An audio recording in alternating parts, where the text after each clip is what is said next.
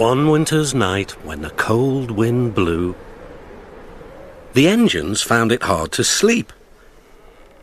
"What we need," suggested Toby, "is to listen to a story." "A mysterious story," said Percy. "But," added Duck, "it must have a happy ending." "Driver told me a story," said Thomas. So everyone listened. "Once upon a time," began Thomas, "there were 3 little engines who lived in their own little shed on their own little railway. Their names were Duke, Stuart, and Falcon. Duke was the oldest and named after His Grace the Duke of Sodor. He was proud of this and loved to keep the little engines in order.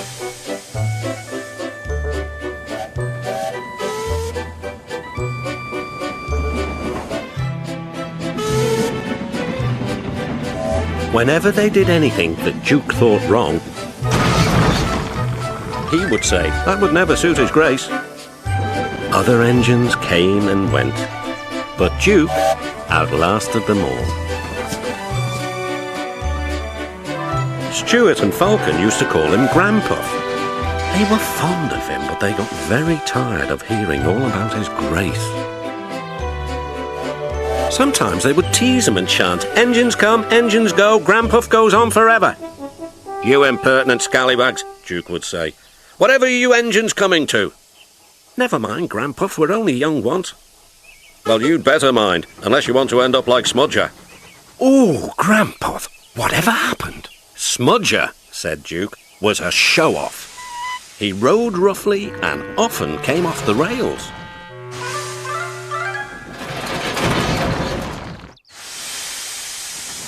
I warned him to be careful, but he took no notice.' 'Listen, Dookie, who worries about a few spills?'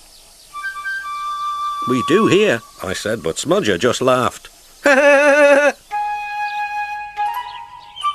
Until one day manager said he was going to make him useful at last. Smudger stopped laughing then. 'Why? What did he do?' 'He turned him into a generator. He's still there behind our shed. He'll never move again.' After that, Stuart and Falcon became really useful engines, and all 3 were happy together for many years.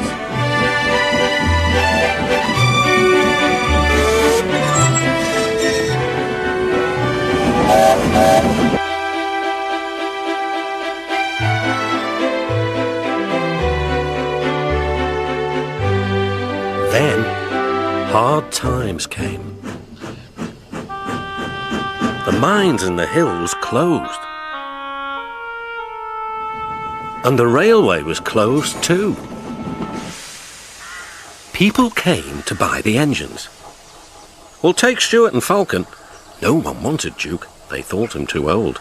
"Cheer up, Granpuff," called Stuart. "We'll find you a nice railway, and then you can come and keep us in order."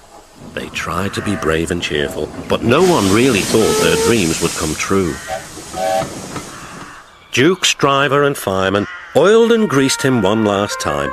They sheeted him snugly and said goodbye.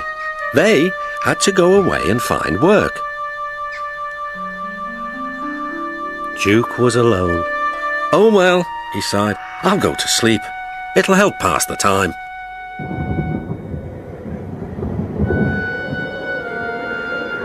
Winter torrents washed soils from the hills. Trees and bushes grew all around.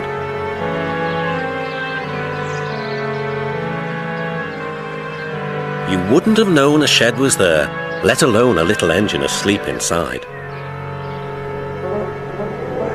"That's not a happy ending," exclaimed Percy. "Ah," murmured Thomas sleepily, "there will be, but that'll have to wait until next time."